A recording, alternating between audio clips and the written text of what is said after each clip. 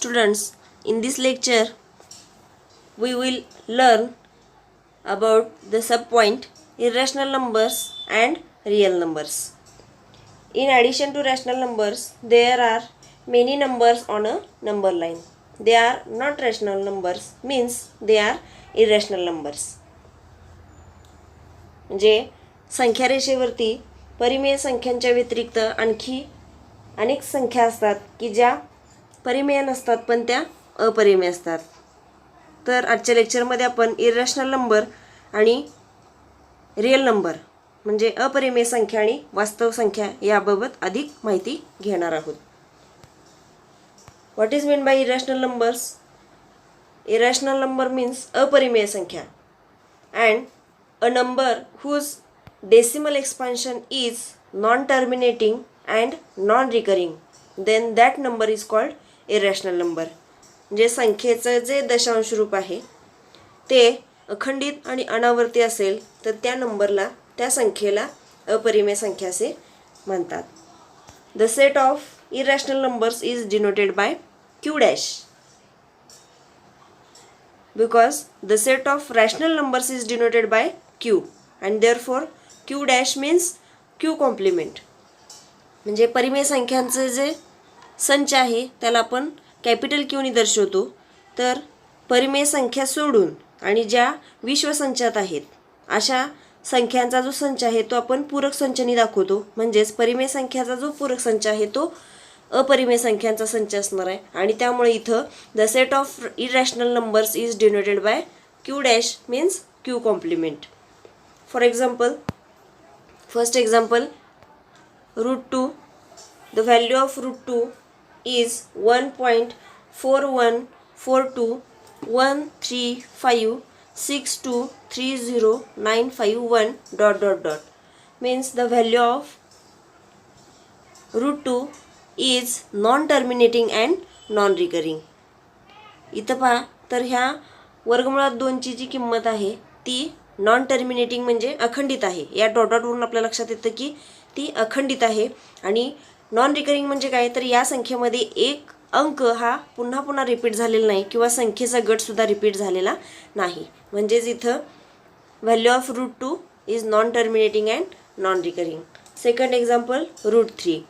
The value of √3 is equal to 1.7320500807 ...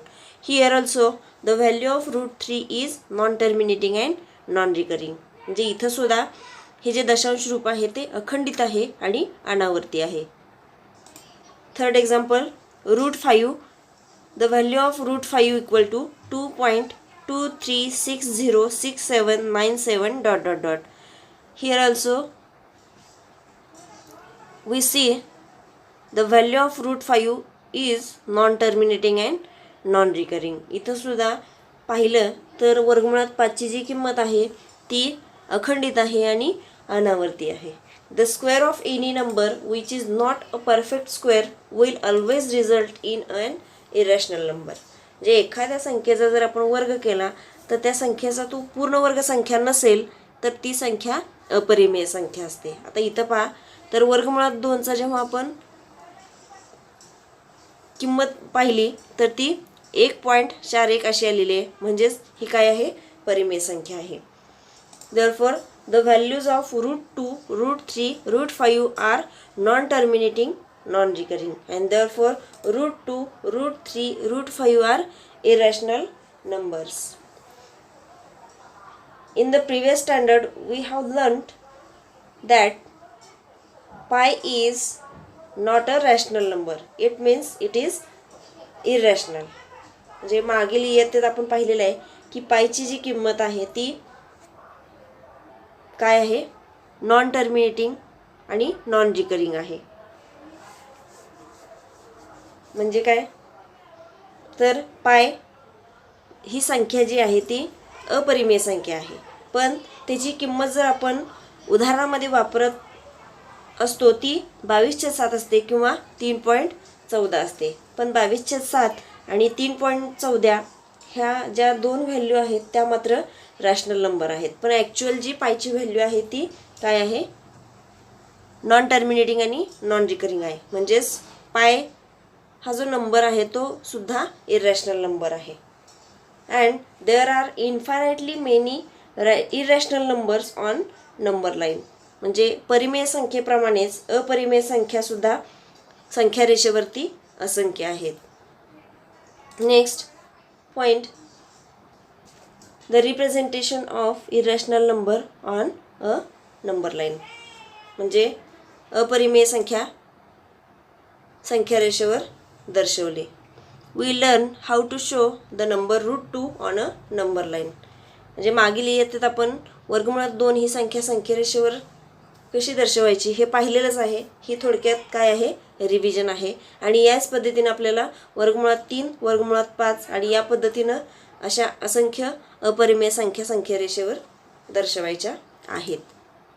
draw a number line and take a point A at 1. Here the diagram given. This is a number line. At the center, the point O denotes the number 0.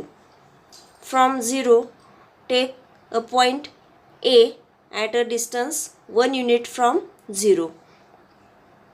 म्हणजे ह्या संख्या रेषेवरती मध्यभागी O हा बिंदू आहे आणि हा बिंदू जो आहे तो नंबर 0 दर्शवतो. आणि या O पासून 1 युनिट 1 एकक अंतरावरती A हा बिंदू घेतलेला आहे जो 1 हा नंबर दर्शवतो.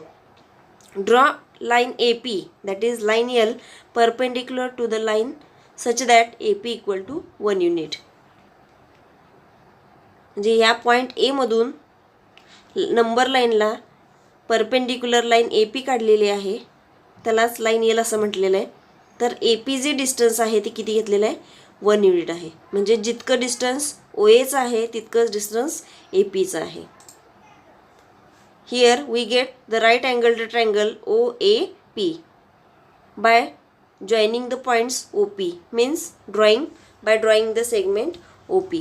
म्हणजे O आणि P हे पॉईंट्स जोडल्यानंतर म्हणजे सेगमेंट OP जॉईन केल्यानंतर इथं आपल्याला राईट अँगल ट्रायंगल मिळतो. Length OA equal to 1 unit and length AP equal to 1 unit. By using Pythagoras theorem in right angled triangle OAP, we get the formula OP square equal to OA square plus AP square. OP square equal to OA square plus AP square. Putting the values of OA and AP, value of OA 1, value of AP 1, OA square plus AP square equal to 1 square plus 1 square.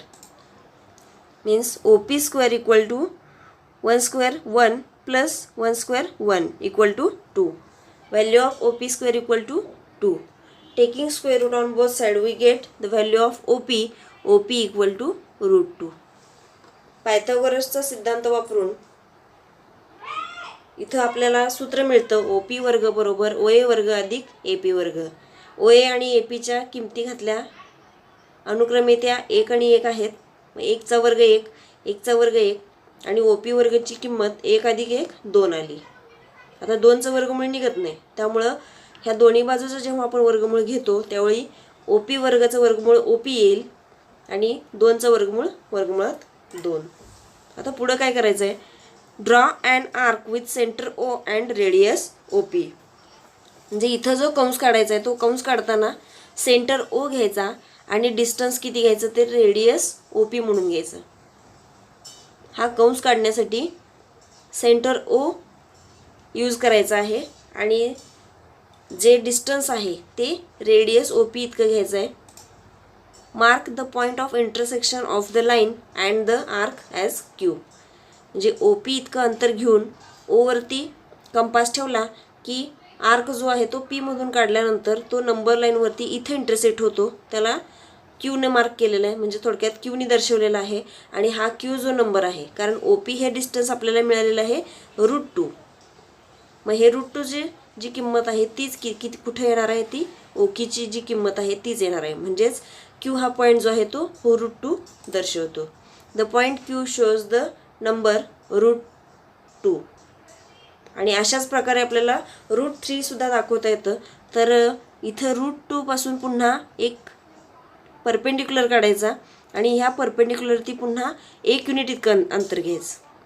1 unit इतकं अंतर घेतलं आणि पुन्हा इथं जो point जो मिळणार आहे तो समजा आपण आर मांडला तर OR इतकं अंतर घ्यायचं, O सेंटर घ्यायचा आणि OR पासून खाली आर काढायचा आणि इथं जो पॉईंट मिळेल तो √3 असतो. आणि या पद्धतीने आपल्याला √5 √10 सुद्धा दाखवता येतं.